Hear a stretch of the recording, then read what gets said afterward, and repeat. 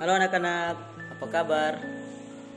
Hari ini kita belajar mata pelajaran PLSBD cerita rakyat yang berjudul Batu Badaun. Oke, pemulai ya. Larantuka adalah ibu kota Kabupaten Flores Timur. Kota Larantuka sudah ada sejak abad ke-16. Kota ini terletak di tepi pantai, tepat di kaki Gunung Ile Mandiri. Pada zaman dahulu, di kota Larantuka pernah hidup seorang janda yang mempunyai 2 orang anak. Yang kakak seorang laki-laki berumur 9 tahun dan adiknya seorang perempuan berumur 6 tahun. Pada suatu hari, si kakak pergi mencari ikan di laut. Waktu itu laut sedang surut. Hari itu nasib mujur menyertai si kakak. Ia berhasil memperoleh segumpal telur ikan sotong. Telur ikan sotong termasuk makanan yang sangat sedap setelah dimasak atau digoreng. Setelah memperoleh telur ikan sotong, si kakak bergegas pulang ke rumah dengan gembira. Dengan bangga ia memberikan telur ikan sotong itu kepada ibunya untuk masak. Sementara ibunya memasak, ia pergi bermain agak jauh dari rumahnya. Sampai waktu makan tiba, si kakak belum pulang. Karena itu ibu dan adiknya makan lebih dahulu. Si kakak terus saja bermain. Karena lama menunggu, diam-diam si adik menghabiskan telur ikan sotong bagian kakaknya. Tidak lama kemudian kakak pulang. Ia langsung menyerbu meja makan karena lapar. Tetapi telur ikan sotong bagiannya tidak ada lagi. Ia langsung menangis sejadi-jadinya dan menuntut ibunya agar segera memberinya telur ikan sotong bagiannya. Dengan tergesa-gesa ibunya menuju ke laut. Ia bermaksud mencari telur ikan sotong. Sayangnya laut sudah pasang naik ketika ibunya tiba. Ibunya kembali dengan tangan hampa. Setiba di rumah, si ibu berusaha membujuk si kakak berulang kali. Tetapi si kakak terus saja menangis dan menyalahkan ibunya. Makin lama si ibu makin bingung dan berputus asa. Semalam suntuk ia tidak tidur. Diam-diam ibunya memutuskan untuk membuang diri ke Batu Badaun. Pagi-pagi sebelum berangkat, si ibu menyiapkan sebuah ketupat besar dan 7 buah kulit kerang. Setelah itu ia pun segera berangkat menuju Batu Badaun saat kedua anaknya masih tidur. Tidak lama kemudian, kedua anaknya bangun.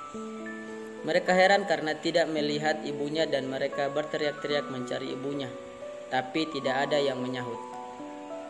Si kakak mencoba mencari ke sana kemari dan ia dapati jejak kaki ibunya di jalan setapak.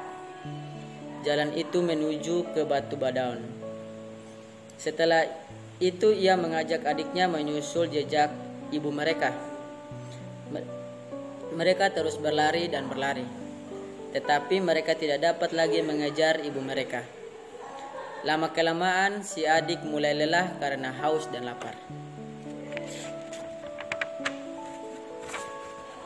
Ia mulai menangis dan berteriak-teriak, "Mama, mama, aku haus, aku lapar." Rupanya dari kejauhan si ibu mendengar tangisan dan teriakan si adik. Si ibu lalu memotong sepotong ketupat dan memerah air susunya pada kulit kerang yang dibawa. Potongan ketupat dan air susu di kulit kerang itu diletakkan di atas sebuah batu di jalan. Maksudnya agar kedua anaknya tidak kehausan dan kelaparan. Hal ini diulangi 7 kali sampai ketupat dan semua kulit kerang di tangannya habis. Sementara itu, si ibu sudah tiba di samping Batu Badaun. Sang ibu berteriak minta ditelan. Perlahan-lahan mulut Batu Badaun terbuka, lalu si ibu melompat masuk. Dari jauh kedua anaknya dapat melihat ibu mereka meloncat masuk ke mulut Batu Badaun. Keduanya segera berlari secepat untuk menahan ibu mereka, tetapi mereka sudah terlambat.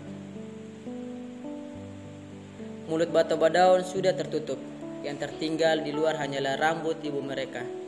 Keduanya memegang keras rambut ibu sambil berteriak dan menangis sejadi-jadinya. Rambut ibu mereka tertinggal, tetapi ibu mereka sudah tiada. Ia telah ditelan oleh Batu Badaun. Sampai sekarang, rumput-rumput liar yang tumbuh di selaput puncak Batu Badaun itu dipercaya sebagai rambut si ibu malang dari kedua anak itu.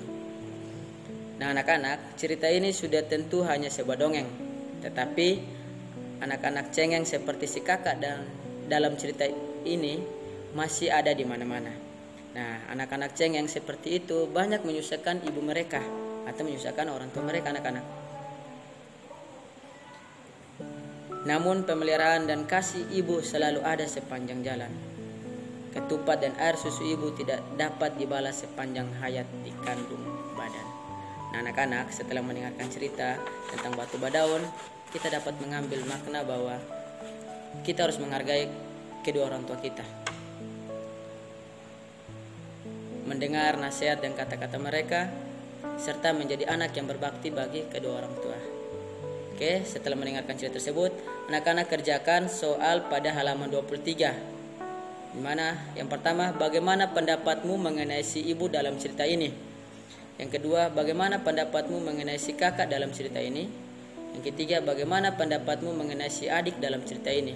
Dan yang keempat, anak-anak buat video tentang pelajaran atau makna yang diambil dari cerita Batu Badaun.